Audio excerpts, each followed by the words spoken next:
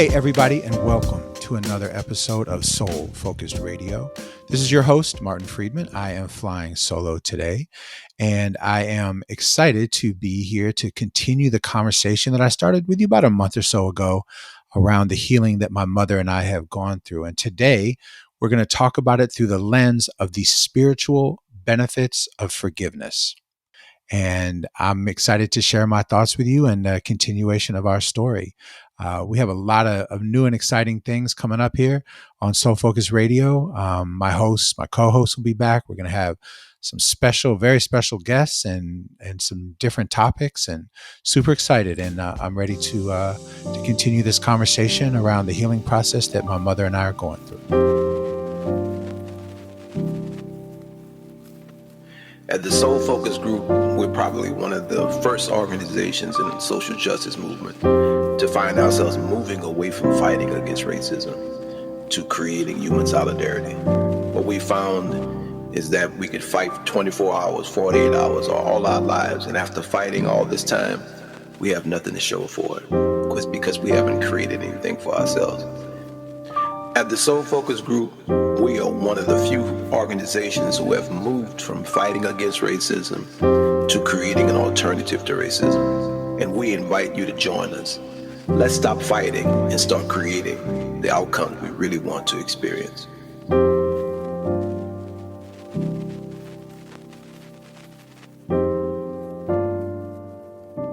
So when I was thinking about this podcast and how I wanted to talk to you all about what's going on with my mom and I was thinking about what are the spiritual benefits of forgiveness. I love that phrase. Certainly the emotional benefits have been something that I've thought a lot about.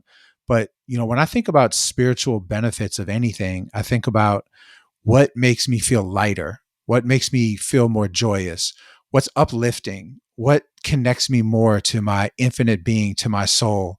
That's what I think of. Anything that's a spiritual benefit takes me to that place. And whereas a lot of the time we spend our time in sort of what they say, like the little I, the just our human self, our flesh self, our ego self. And so when I think about spiritual benefits of anything, that's what I think about. I think about the spiritual benefits, connecting more to my authentic self, more to my soul, more to my infinite beingness. And so, I'll say too that it's allowed me to connect to other people's spirit more too. So I would say about somewhere around between 10 and 15 years ago, I was really struggling, with my family, with many areas of my life. And, I was searching, like many of us, I was searching for like spiritual guidance. And, I would listen to a lot of spiritual teachers. It was long enough ago, probably even more than 15 years ago, because I remember I had what they call Discman, right? I would listen on discs while I walked. I had a disc player, portable disc player, and I would listen to these spiritual teachers. And somebody turned me on to Jack Kornfield, who does this forgiveness meditation, and it's 3 parts. You forgive yourself for things that you've done to other people. You forgive yourself for things you've done to yourself, and you forgive other people for what they've done to you. Those are the 3 parts. And I found it very powerful, and I found it really started to shift my relationship with my family. And I liked that the 2 of the 3 parts were really about focusing on me. And also the other thing I really liked about it is that you never had to talk to anybody. You never had to say, I forgive you. This was a forgiveness practice that was a spiritual practice. It was about freeing up that energy that's being used to hold on to grudges. So the concept of forgiveness has been one that's been very much a part of my healing. And I remember being with my mother not too long after that, maybe 3 to 5 years. And she was visiting me when I was living in Seattle. She was there with my niece. And I started talking to her about it, that I was going through this process of forgiveness. I was also learning a lot about generational trauma. And I know my family went through a lot of generational trauma as Eastern and Central European Jews in the 1800s, early 1900s. I know all my ancestors, suffered for being Jewish. And so a big reason why they came to the United States. There were certainly other reasons, but that was really one of the biggest reasons. So I would think a lot about the generational trauma, and that really also helped me in my forgiveness practice. So I shared this with my mom. We were riding, driving all over. We went to Mount Rainier and we went to the ocean.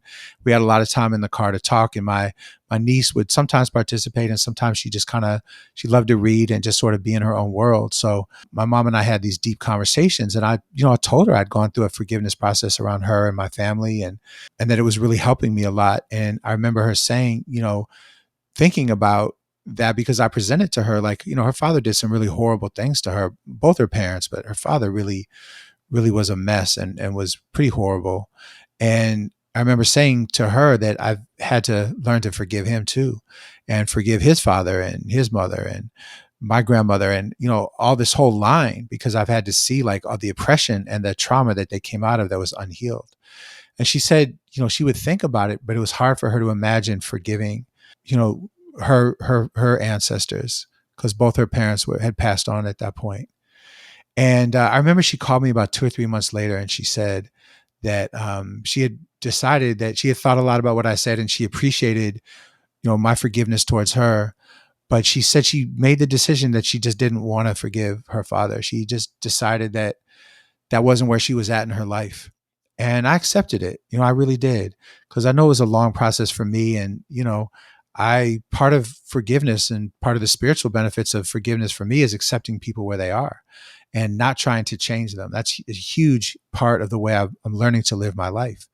So fast forward to where I'm at now, like I shared with you all, that now my mother and I are in a much better relationship. In this last year, when she's been hospitalized 3 times and had to go to the rehab 3 times, and I've really been there for her. My brother and sister have been there for her as they've been able to, but I've been able to, because of my life and my job and everything. I've been able to go there a lot and spend time with her in the hospital and in the rehab, and weeks at a time.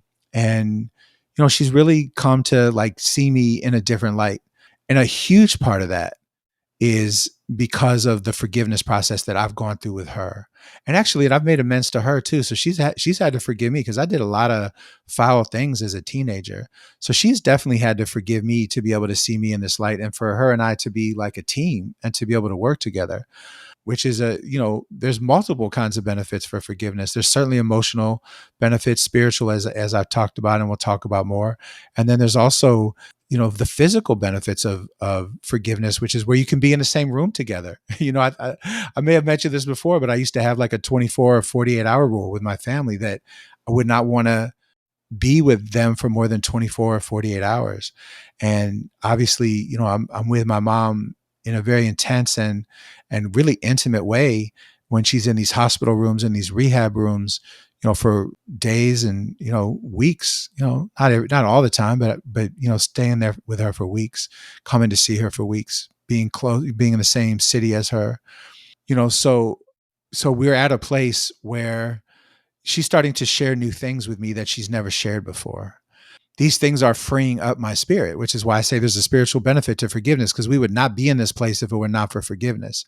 And she's starting to share things with me. She shared that her and my father used to argue all the time about money when we were kids, and I never knew it. I never thought my parents argued, like hardly ever, because I never saw it. But the fact was they were arguing a lot. I know I picked up that energy, being the quote unquote the sensitive one, and I was really sensitive. So I know I was picking up that energy, and that was really helpful for me to hear.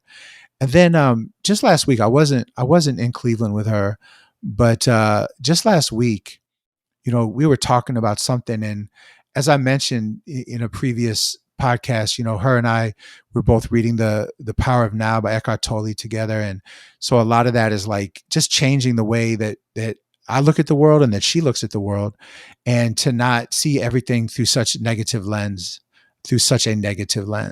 and that's been her story and it's been my story.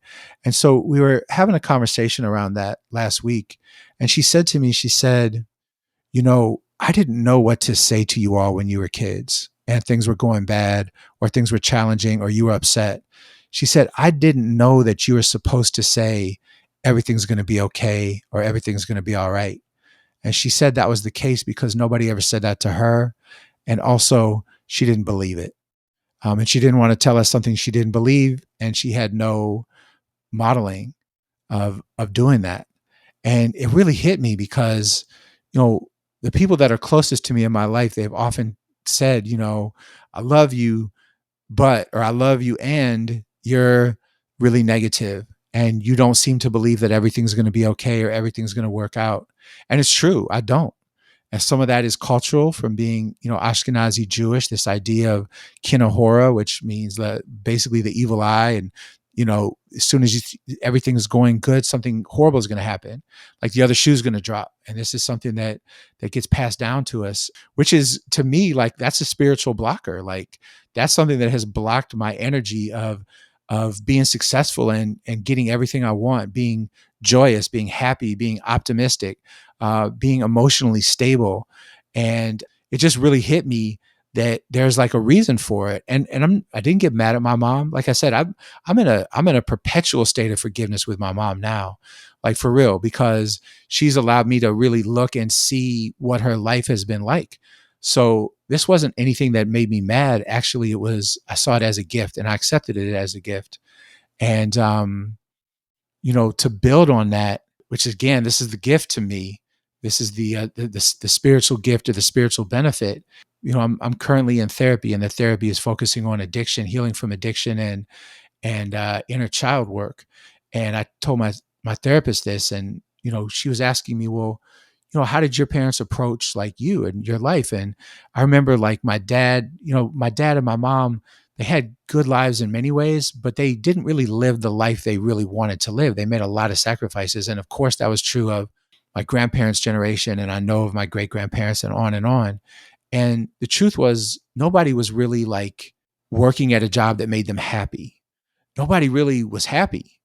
And if they were maybe in a job they liked, they weren't happy in other areas of their life. Most of them were miserable in their relationships and only stayed together because, it was against tradition or against religion to get divorced. My great grandparents, my dad's grandparents on his father's side, didn't speak to each other for the last 30 years of their lives because they had gone through so much trauma and hated each other so much, but they didn't get divorced. They still lived together and didn't speak to each other. I had a great uncle who used to just disappear from his family for weeks at a time. Wasn't going to get divorced, but he was miserable, and it just being happy like just wasn't a thing.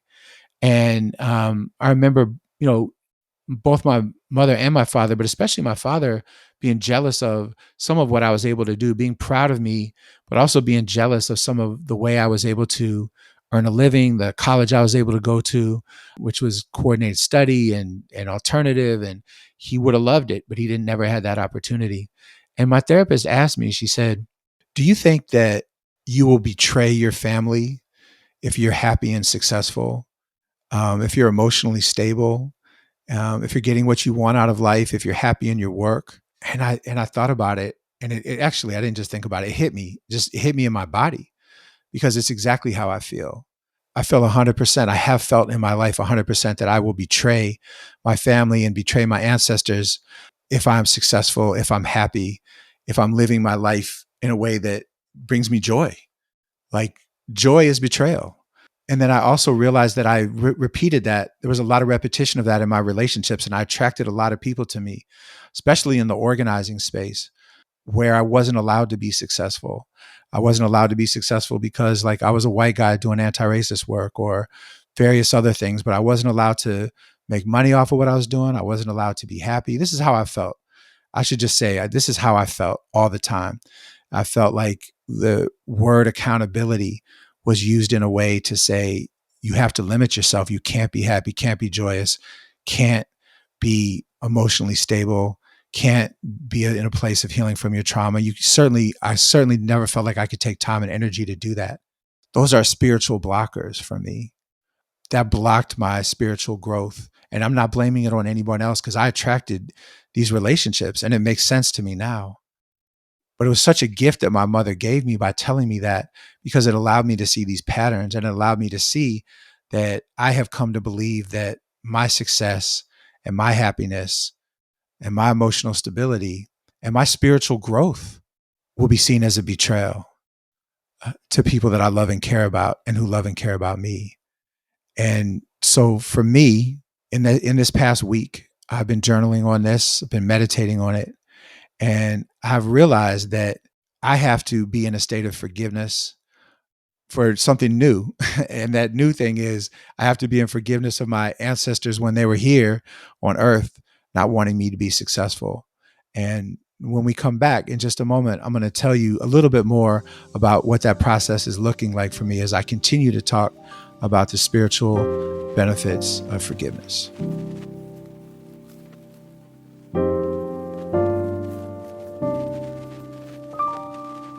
When you come to the Soul Focus Group, you come to an acknowledgement that there has been injuries done to us from all these different forms of oppression. Injuries that have impacted our subconscious mind, our heart, our spirit, our very soul. So at the Soul Focus Group, we recognize that and we focus on healing. Healing, the return or the recovery of our connections to our healthy self, our beautiful thinking mind. We want you to come join us in a movement of healing all around the world to restore us back to our rightful state. At the Soul Focus Group, we heal.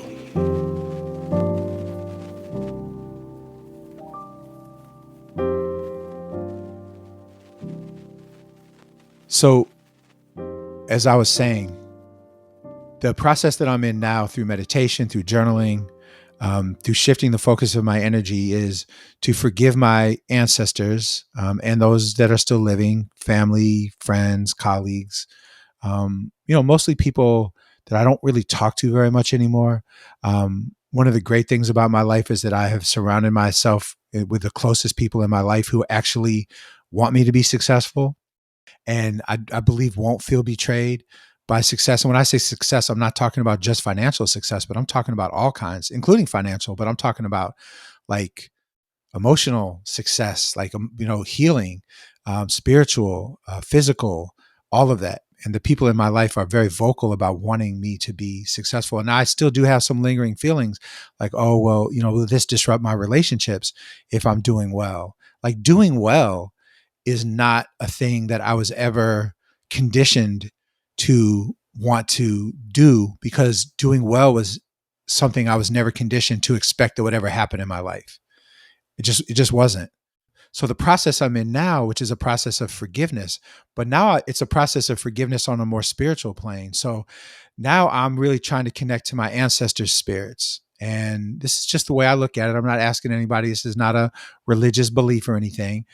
But I believe that we are infinite beings having a human experience, that we have souls and spirits before we're born, and we have souls and spirits after we die in these human forms on this earth at this time. And so I've really been trying to connect to my ancestors who probably would have felt a sense of betrayal for me living life the way I'm living it right now while they were here, but I'm speaking to them in a spiritual place. I'm trying to find their souls and my soul to find their souls.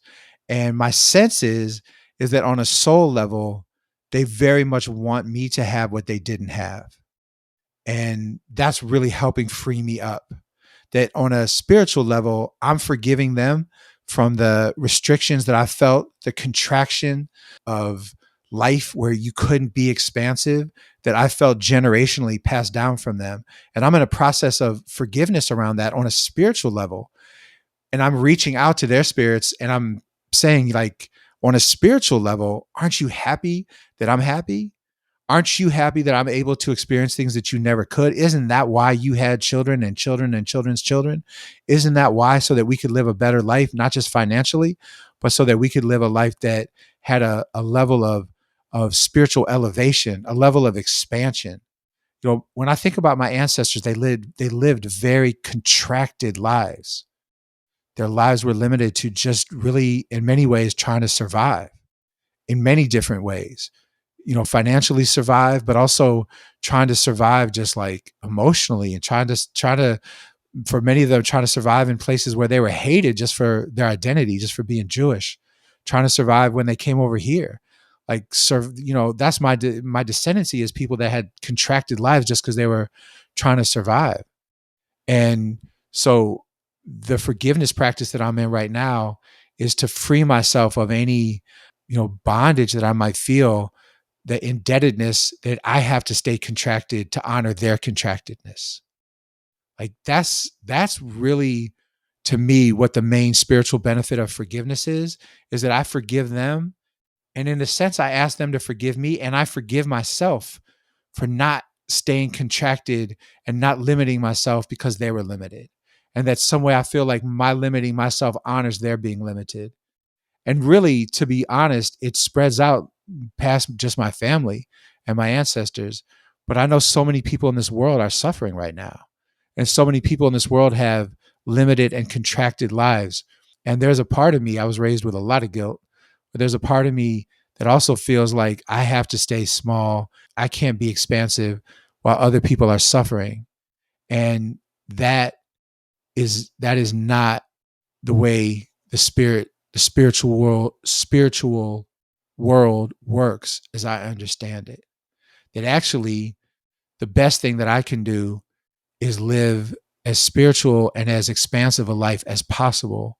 If nothing else, just to say that anybody that has experienced anything similar to me can also do the same thing. I'm not saying, oh, if I just change one person's life, that's not what I'm saying. What I'm saying is that I feel like I have been an example of not living up to my potential. And that's not a healthy example for me to put out in the world. It's not healthy energy. And I've done it because I have some sense of obligation that really is not healthy. It's actually really sick, this sick sense of obligation that I can't be okay when other people are suffering.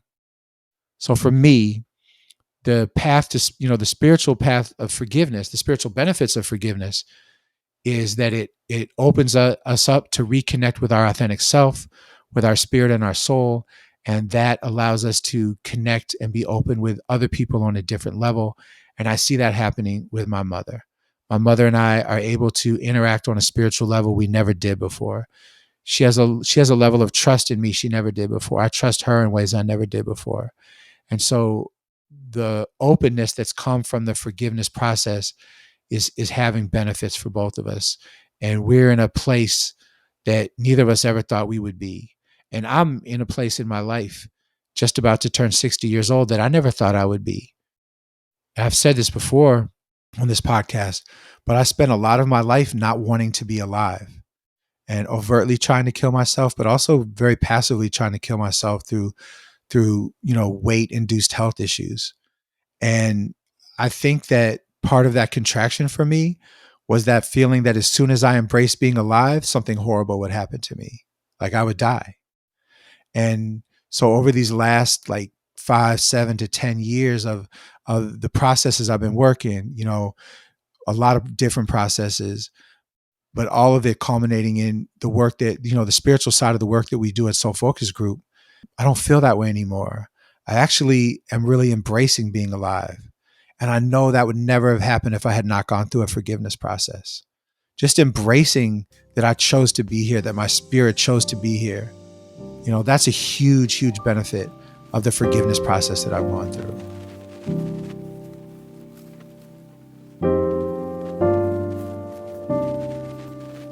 So, have you ever heard of a term called groundwater? Groundwater is another word we use at the Soul Focus Group that means subconscious programming. From the ages of 0 to 7, we are subconsciously programmed. So much information and choices and decisions are downloaded into our subconscious mind, and we begin to start living that life. And even though that life we're living is not the life we chose for ourselves, and it's not until we understand the impact of the groundwater, what the groundwater really is, that we begin to wake up to our own lives and begin to choose what we want for ourselves. At the Soul Focus Group, we bring you to that consciousness so that you can begin to choose the life you want to live for yourself.